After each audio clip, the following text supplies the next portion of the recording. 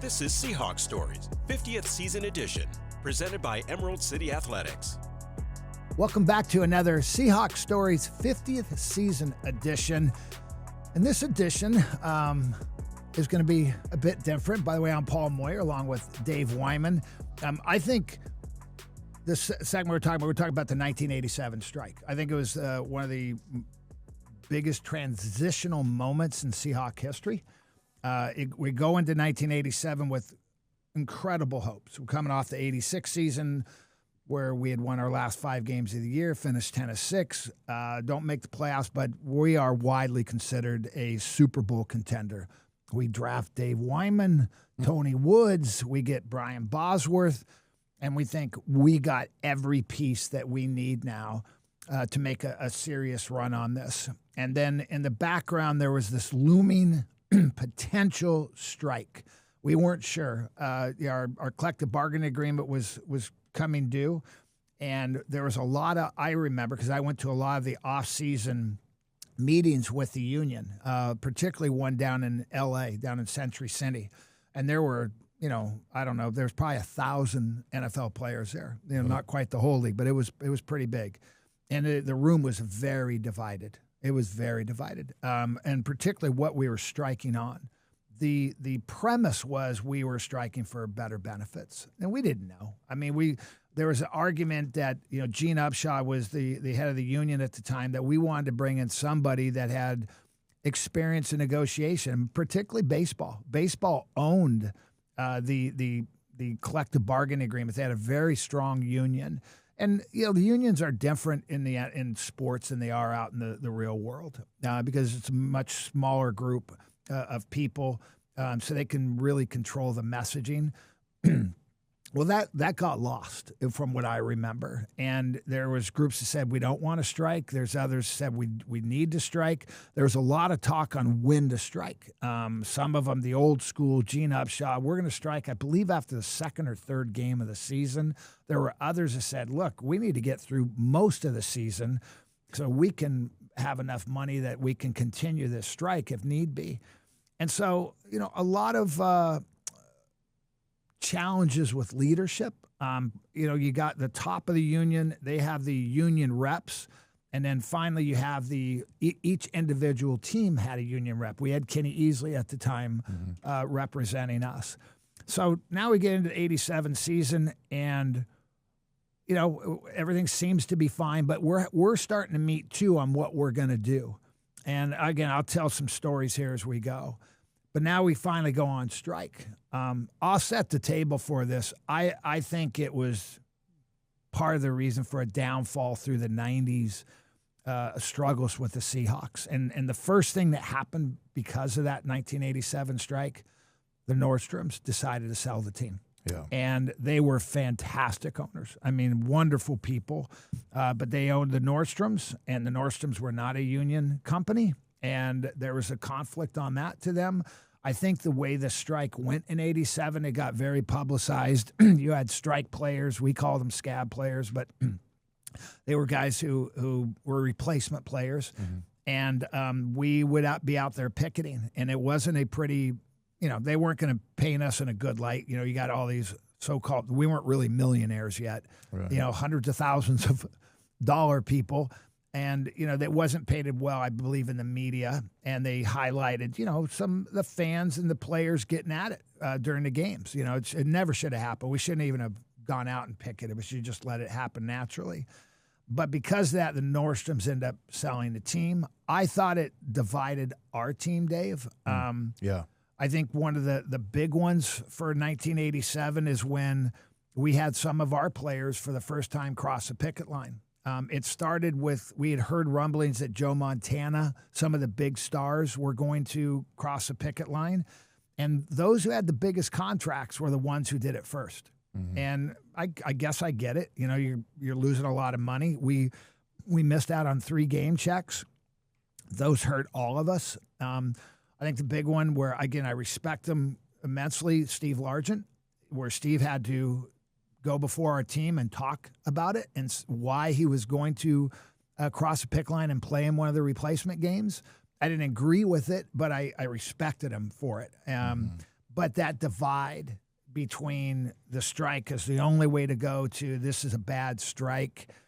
You and I, Dave, are probably going to have different viewpoints on this one. I know we have. You and I wrote a book together, and in there you and I had different viewpoints on that. So I'll flip it over to you now and what you remember, and we'll continue on with this 87 strike, which again I thought was put us about 15 years in the hole as an organization. Yeah, well, I think the biggest loss was the Nordstroms because they're just fantastic owners. So. Yeah, look, I was a rookie, and so, I talked to my agent, Marvin Demoff, and I consulted him pretty regularly because he was one of the best. You can see him on that ESPN Elway to Marino thing where he ends up manipulating. I mean, he was the smartest agent, and he just knew the NFL really well, and he knew lots of people in the NFL.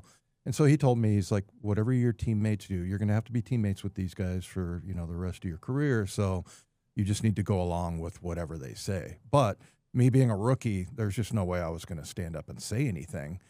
But I did go to Blair Bush, and I said, look, I know I'm a rookie, but I have a really good agent, and he's really on top of this. And so what Marvin Demoff had said was, this whole thing is going to be tried in the offseason. It was like some 8th District Court of Appeals. He even named the judge and said, you guys will get free agency.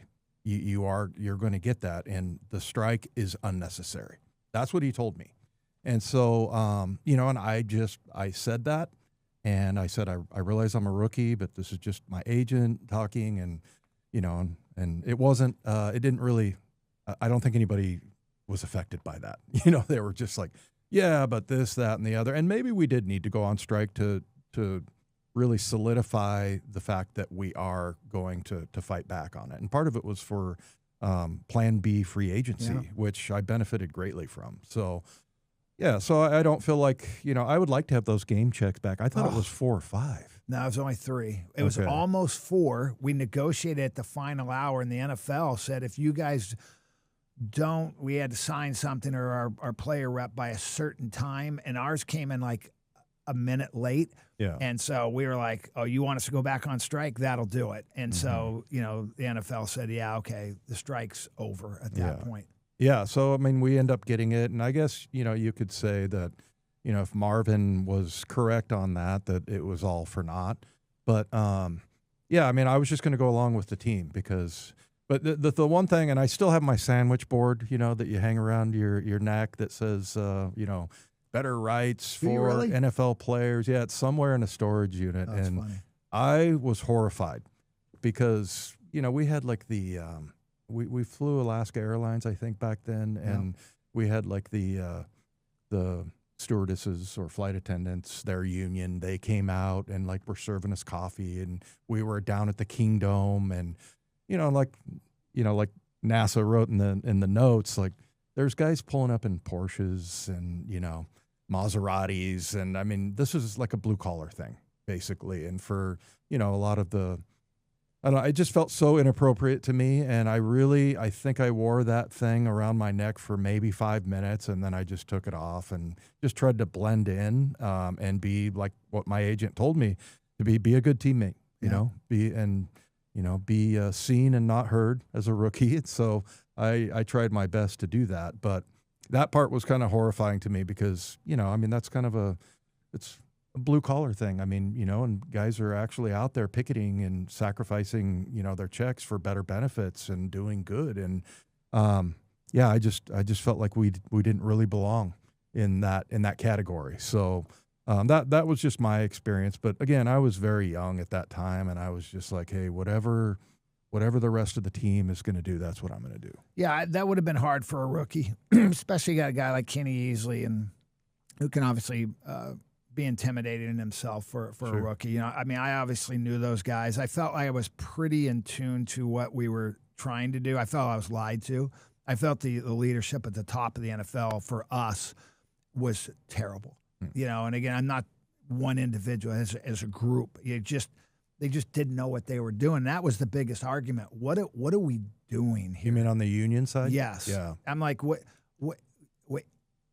I have been in business a long time. I would never go in and negotiate for a group of people. You need professional negotiators. What we're doing with a strategic plan, it can't be divided. Right. Going into it, you got to be prepared. They took the 82 blue or playbook on when they went on strike in 82 and tried to do it again in 87. And that, again, it was just so divided. The NFL players were divided. I remember when Kenny Easley said, hey, guys, whatever we do when we go down there, because it was one home game, I want to say it might have been one of the replacement games where Steve set the all-time record. It was against the Lions. Him and Jeff Kemp crossed the line, and I think Jeff threw like 5 touchdowns to Steve Largent. Steve had like 287 yards or something. He was just, tore these guys up, obviously. And I remember Kenny and them saying, hey, whatever you guys do not get into verbal confrontations with the fans. They're going to show up. Not probably a lot, but they're going to show up because they were angry. They were angry at the players. Sure. And they said, whatever you don't drink, do not drink. We cannot have guys drunk. When you start drinking, you get angrier. Mm-hmm. And sure enough, there's some guys who were drinking and, maybe not belligerent, but just enough to set them off and pointing. And I remember pointing, and the Seattle Times, or the PI at the time, had a picture of me and basically made it out like I was flipping somebody off. Okay. And I remember going to Gary Wright, who was head of communications for the Seahawks at the time, the great Gary Wright. And I said, Gary, I go, first of all, I'm not. I go, if I am, then I've got 6 fingers, because that was me just pointing at somebody, but there was something off to the side that looked like that was my middle finger. And it was just ugly. And I remember the Nordstroms. The Nordstroms were embarrassed by it. They're embarrassed by, I thought, the players' behavior. But again, we didn't have a voice. It was just what the media was grabbing at the time. But when the players, Steve Largent, Jeff Kemp, I think Norm Johnson, Fred Young, not sure who else. And again, it's a long time. I don't care anymore. But when they crossed the line, it divided the team, and particularly when you had leaders crossing the line. We were fine when it came back, but it was never the same. It wasn't that, I don't know, man.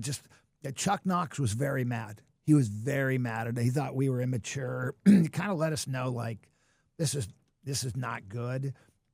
We worked out just some behind-the-scenes stuff. Chuck and them would give us the playbooks and plays, and we would go out and work out as a team and try to be ready when we came back. I think we opened up with the Raiders when we came back, or I think. Oh, I remember going up to like Lake Washington High School and having practices out there, just the players. And I think the players kind of came off like it was this mob mentality.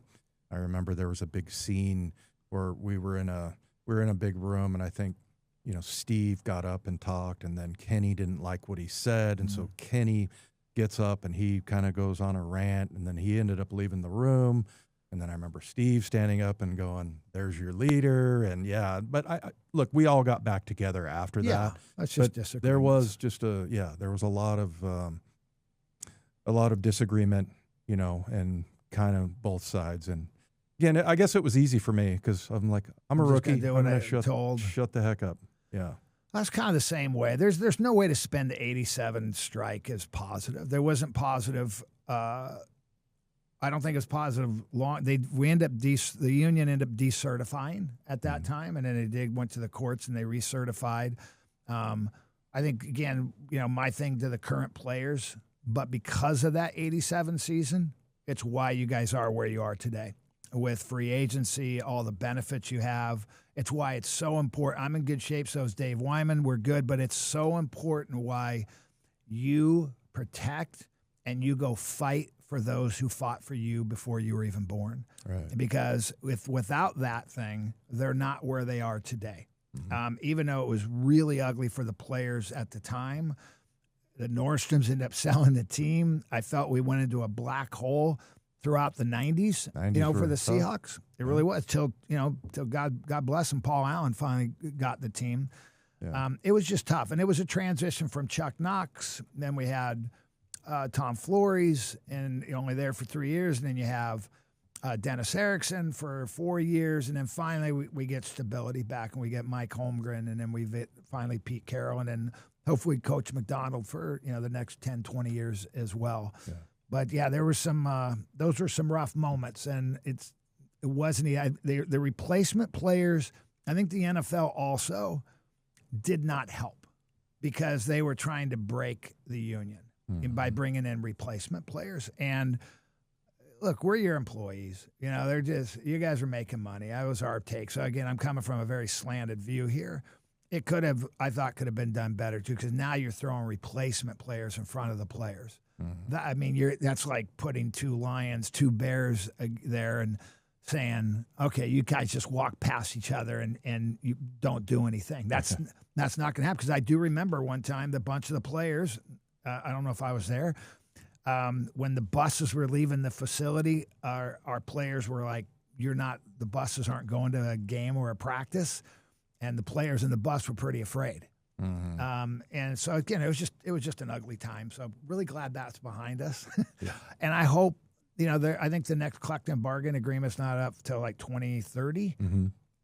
Again, I hope it's both sides. Like the last one, it was pretty cordial. I think everybody got what they wanted, protected the old timers as well. I hope they continue to do that. I think that's really important, that they never forget that, hey, you're not representing just the people today. You're representing all that came before you. Yeah, and some of the sacrifices that you made. I know the Air Force has a saying that we stand on the shoulders of giants. And, yeah, I mean, that we went through that. And it was tough, because I know for me coming into the league, like I wanted to be a pro football player since I was 4 years old.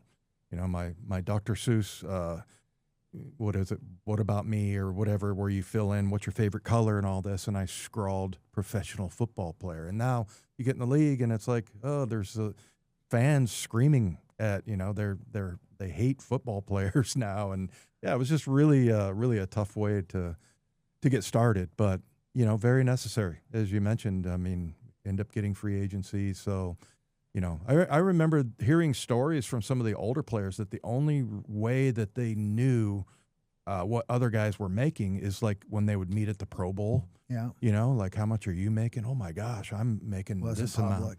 Then the union decided to print everybody's salary out. And I remember coming in from a practice, and of course I was a 2nd-round draft choice, so I was making, it wasn't a ton of money, now, but like back then it was more than some of the free agents were making. And so, and everybody could see that. And I wasn't participating at that time. And I just thought that was, like, during the season, really poor form for the union to do that. Now, obviously you want to distribute the information and make sure everybody knows what everyone is making, but not during the season. I mean, there was a little jealousy there. I remember there was one of our safeties that was making less money than I was making, and he was balling out. And yeah, you're looking to go, that guy runs down on kickoffs. He's a rookie. So yeah, I thought there was a lot of things that were mishandled. That did not help camaraderie one bit. It did help for information on the business side, but yeah, I thought that was definitely a failure on the part of the union. I think the moral of the story is to go back to '87 on what not to do during a strike or negotiations. It could have been handled, I thought, and everybody got what they wanted. It could have. We may needed to have strike. I mean, that happens. I mean, it happens all the time out there today. But it doesn't have to be how it handled. It was just poorly communicated. We didn't have a good PR on there. And by the way, I say that on both sides. I mean, the players, the union, the owners, the coaches, it was all new. It's uncharted waters back then. Mm-hmm. But I thought, the replacement players, the way we went on strike, what we were striking for at the time was very miscommunicated. And I think ultimately the reason why I say that is there's been other strikes where it didn't divide teams. This divided teams. Yeah. And I just never felt we were the same again. We were a very tight-knit group. Even though going into '88, I think to an extent, we were, but it never felt the same. And it didn't feel the same with the coaches either, because the coaches were not happy about us going with the strike, the way we were handling it. And Chuck let it be known. And I felt like he was kind of scolding us at the time. it ended up working out for everybody, particularly where the NFL is today. But I don't think it needed to divide the teams. And, this Seahawks franchise would probably look very different. Might still be the Nordstroms. So not that having where it is today is bad, because it certainly has turned out really spectacular over the years. So those are my memories of '87. Try not to remember those too much. I try to blank that year out personally. Yeah, there was lots of bad things, but you know what? I mean, that just makes it build your character, right? That's what Chuck would say. It's a character builder. Hey, you got to play the hand you're dealt. There you go. And we did go to the playoffs that year. Lost to Houston in the first round. Should have won that. They had instant replay. That was an interception by Fred Young. And we would have probably kicked a field goal to win. I really could have used that playoff money at the time because we were on strike, and I lost 3 game checks. But I didn't play that game. I was injured. Oh. So that was kind of a bummer. I watched that one on my couch. And by the way, I remember Brian Bosworth afterwards saying, the fix is in. That controversial interception. And he said, something like that, like the NFL wanted Houston to win or something like that, some controversial, like it was, the whole thing was corrupt. Well, this NFL season, feel every play, every hit, every moment with the Sony 1000 XM5 noise-canceling headphones, the official headphones of the Seattle Seahawks. With premium noise cancellation, you're in the zone. No distractions, just pure football. Whether you're in the living room or on the go, you'll never miss a beat with Sony headphones. Thanks again for joining us for another episode of the 50th season edition. I'm Paul Moyer, along with Dave Wyman.